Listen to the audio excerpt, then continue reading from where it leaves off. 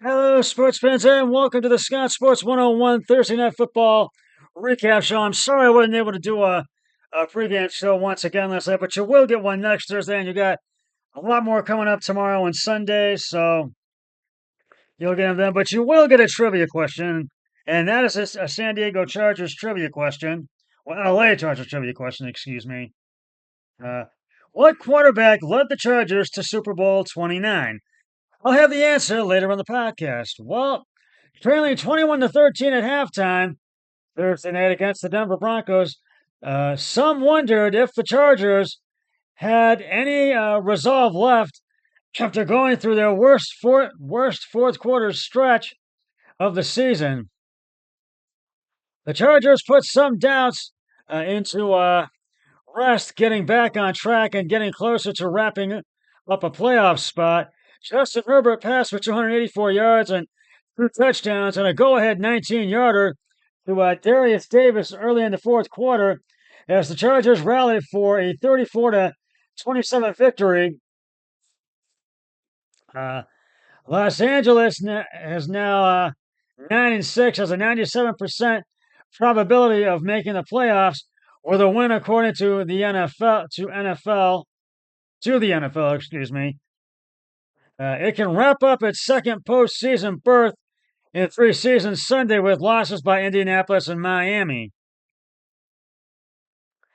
It was a total team effort by everyone. It was phenomenal, Coach Jim Harbaugh said. The test and challenge is how you're going to respond. They went back to work and stayed the course. The Chargers comeback also included Cameron Dicker making the first successful fair catch kick in the NFL in 48 years. He was good from 57 yards on the final play of the first half to pull the Chargers to a 21-13. Denver, who fell to 9-6, could have clinched a playoff spot, but had its 4-game winning streak snapped.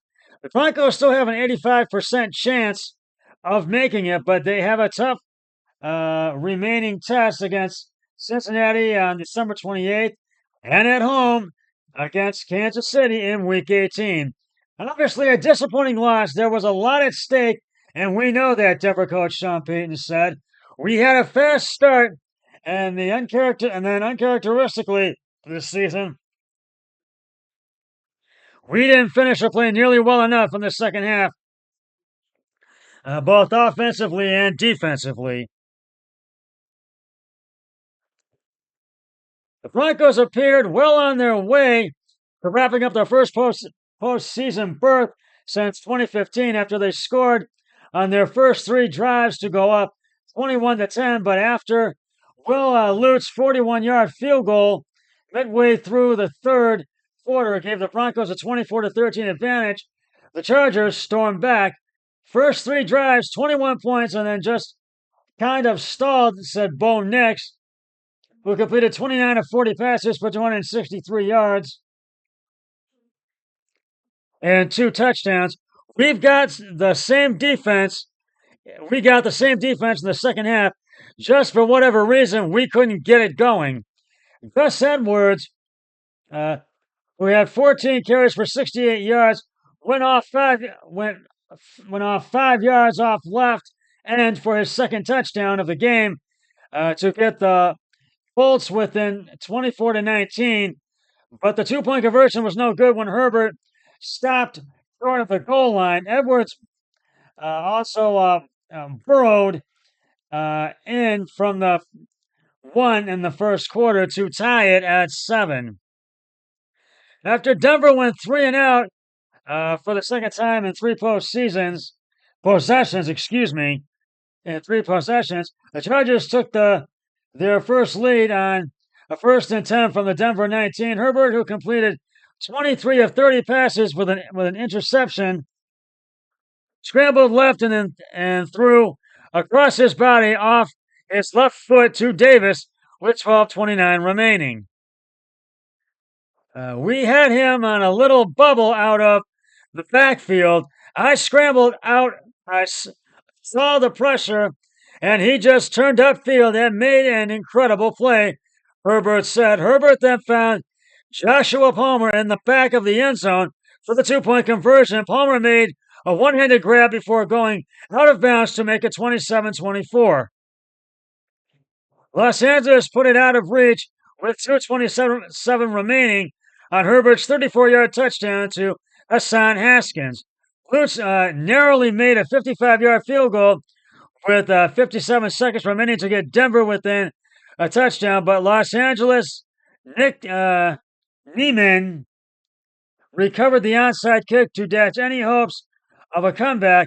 Herbert completed 10 passes to 10 players, including Ladd McConkey, who had 6 receptions for 87 yards. Knicks had a pair of touchdown passes in the first half, a 1-yard pass to Michael Burton off a rollout on a 6-yard throw to Devon Vale in the left corner of the end zone and completed 15 of 21 passes for 155 yards before halftime. Audric Esteme's 3-yard run off right guard gave the Broncos a 7-0 lead midway through the first quarter. It was only the third time this season Denver reached the end zone on its opening possession.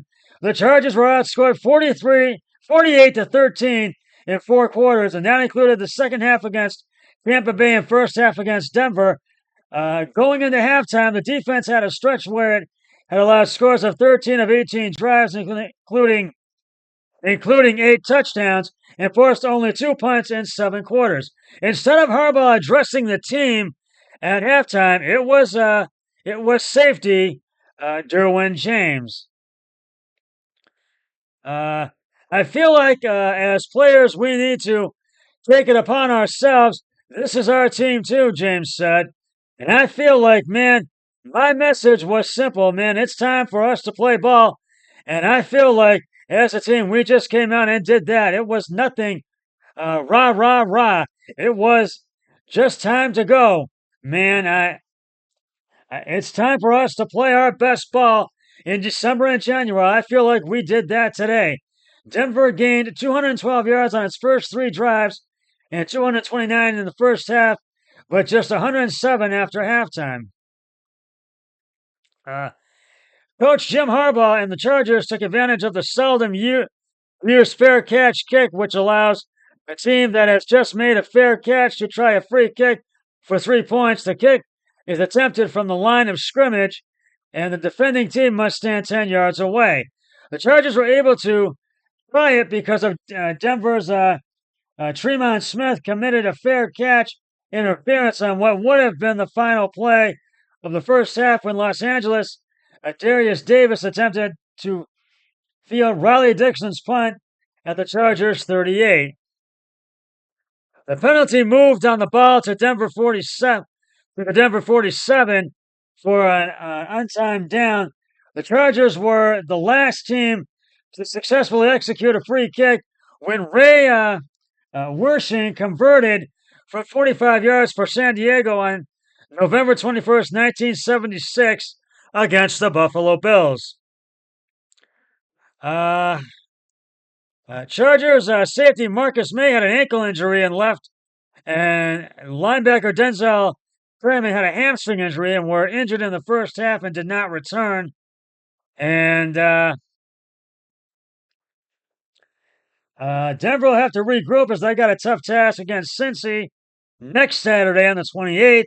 And the Chargers will have to regroup as they have next Sunday on the 28th, for the Broncos and Chargers, that they will have to regroup as they are in Foxborough to take on, they will try to make it 2 in a row, as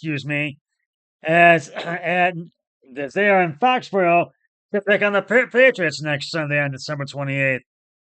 I'll give out the game balls in just a moment. Right now, it's time to reveal the answer to today's Scott Sports 101 Thursday Night Football Week 16 trivia question.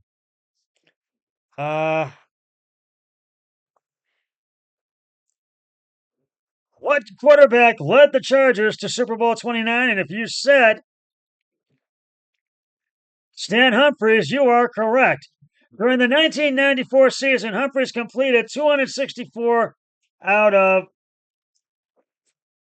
463 attempts for 3,209 yards and 17 touchdowns with 12 interceptions, but he couldn't keep up with the 49ers quarterback Steve Young in the Super Bowl, and the Chargers lost 49 to 26. And I'll have another trivia question on my next podcast, so stay tuned for that. Uh, right now, it's time to give out the game balls, and I got to give them to the Los Angeles Chargers. I got to give them to them.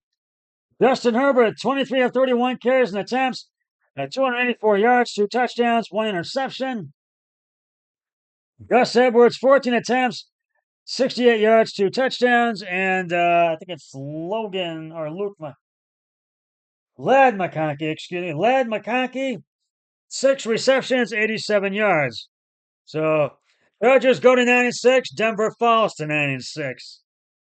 And we've got 2 games tomorrow on Saturday. And so in the early game tomorrow, you're going to see the Houston Texans take on Patrick Mahomes and the Chiefs at Arrowhead Stadium in Kansas City. That'll be at 1. And then the late game, at 4:30, you will see the Pittsburgh Steelers as they are in Baltimore to take on the Ravens. And Sunday, we got a whole day of football. The Browns are in Cincinnati to take on the Bengals.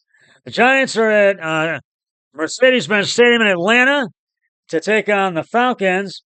The Arizona Cardinals are at Bank of America Stadium in North Carolina to take on the Panthers. The Detroit Lions are at Soldier Field in Chicago to take on the Bears. The Tennessee Titans are at Lucas Oil Stadium in Indianapolis to take on the Colts. The Rams are at MetLife Stadium in East Rutherford, New Jersey to take on the New York Jets. And rounding out the 1 o'clock games, the Philadelphia Eagles are at Northwest Stadium in Maryland to take on the Washington Commanders. In the late afternoon games, the 4 o'clock games, the Minnesota Vikings are at Lumen Field in Seattle to take on the Seahawks. The New England Patriots are at Highmark Stadium in Buffalo to take on the Bills. The Jacksonville Jaguars are at Allegiant Stadium in Las Vegas, to take on the Raiders, And rounding out the 4 o'clock games, the San Francisco 49ers are at Hard Rock Stadium in Miami to take on Tua Tagovailoa and the Miami Dolphins.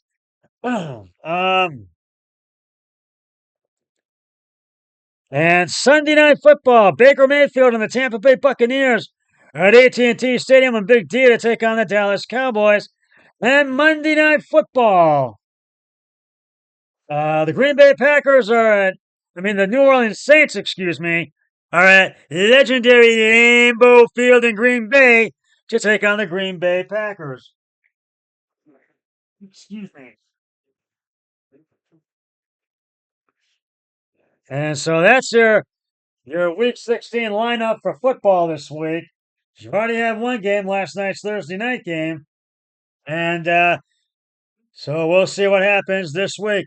Well, that's just about going to wrap it up for the Scott Sports 101 Thursday Night Football recap show. I'll be back with my Scott Sports 101 Saturday pregame show before the Texans-Chiefs game and the early game postgame show once it's concluded and the late game pregame show. So, but until then, always remember, be a team player each and every day in every way possible. So long, everybody. 3, 2, 1, I'm done.